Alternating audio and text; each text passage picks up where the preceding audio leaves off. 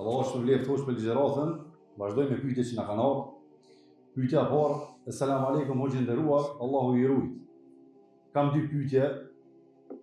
Pyetja e parë, a më lejohet të martohem me një vajzë të besimit katolik nëse ajo konvertohet në fenë islame?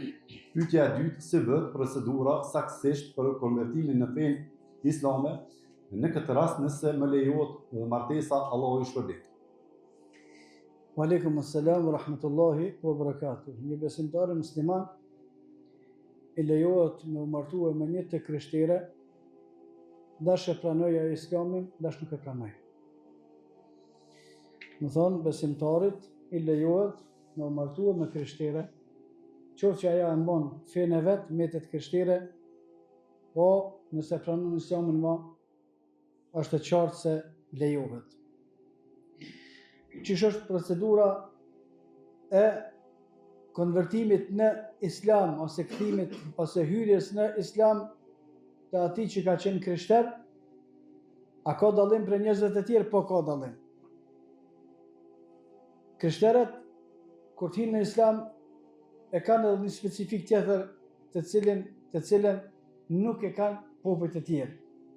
Nuk e kanë as mushrikt, as ata të cilët s'kanë besuar fare. Procedura për njerëzit në përgjithësi me hyrje në islam është me shqiptuar shahadetin, ashhadu an la ilaha illallah wa ashhadu anna Muhammeden abduhu wa rasuluhu. Dëshmoj se nuk meriton të adhurohet kërkush përveç Allahut dhe se Muhamedi sallallahu alaihi wasallam është dërguari i Allahut. Kjo është procedura përkundë që hynë në islam. Përveç për krishterët është edhe një shtesë.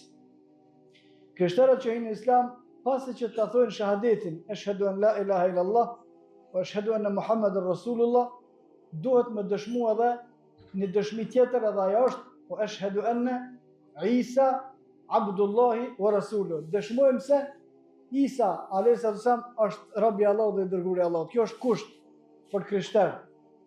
Krishterët kur hynë në islam, përveç shahadetit që duhet me shqiptue, duhet me shqiptue edhe një shahadet shtesë, aja është dëshmia ashhadu anna Isa abdullahi wa rasuluhu. Dëshmojmë se Isa alayhis salam është rob i Allahut subhanahu wa taala dhe i dërguari i tij.